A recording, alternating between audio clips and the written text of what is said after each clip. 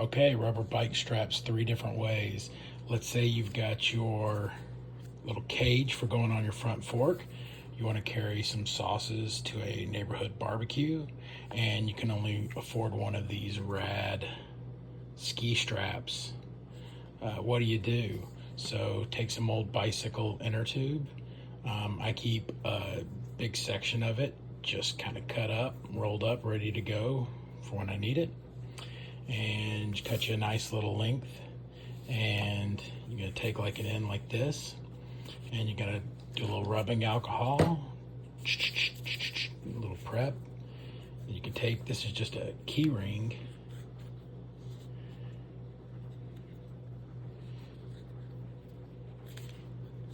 put it on through, and then you prep your surfaces and a little bit of super glue,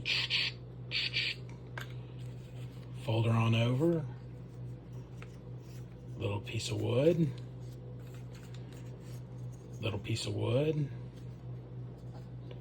couple of clamps, put the old Kung Fu grip on there,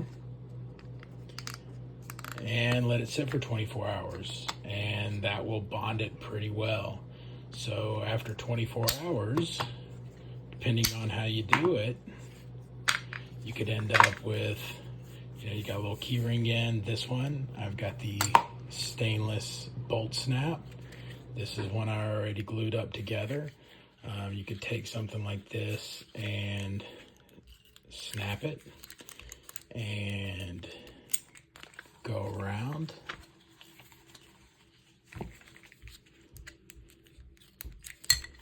Pull it tight.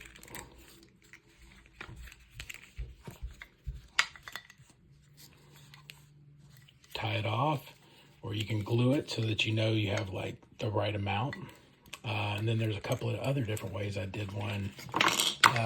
So this one, these are some old brass rings that came from a scuba diving project that I had. And so glued that the same as I did the other ones.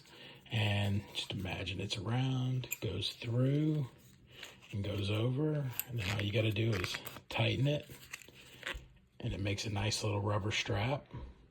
So the rubber will, over time deteriorate, or your glue might fail after a couple of years or whatever, but the brass rings will still be there, and just either re-glue it or get a new piece. Third way that I did this was, this is an old chest strap from a scuba dive BCD. And so I glued one end of it, and then I trimmed it so that all I have to do is pull it tight. I can make it a little bit tighter, and it'll go around your little cargo cage. Pull it tight, makes it nice.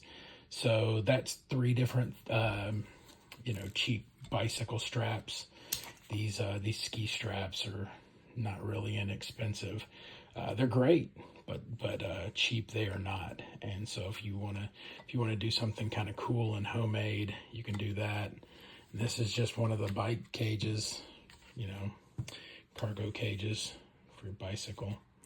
And you can, weave it through the spots right here, weave it down here, weave it up here, whatever, however you want to do it. And then, you can always cut them like this and make a nice little rubber band so that when you're putting something together.